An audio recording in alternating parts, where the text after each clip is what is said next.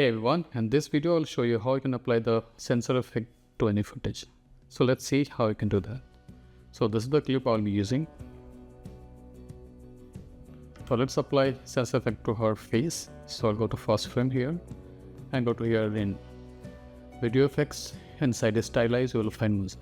So apply this effect here. Now we'll see the entire footage has been become like this, blocky.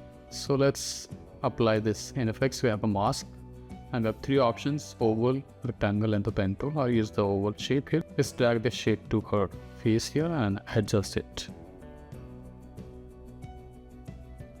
Now let's get to this effect here. In mosaic we have two options: horizontal and vertical blocks. I'll increase this to 30 and 30 for this as well.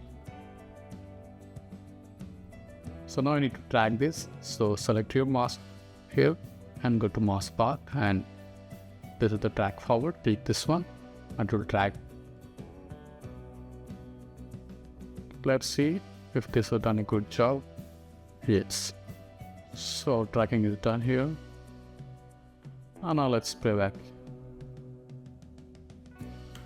So this is the way you can censor any area you want in any footage, whether it's a number plate or someone's face. I hope you find this useful.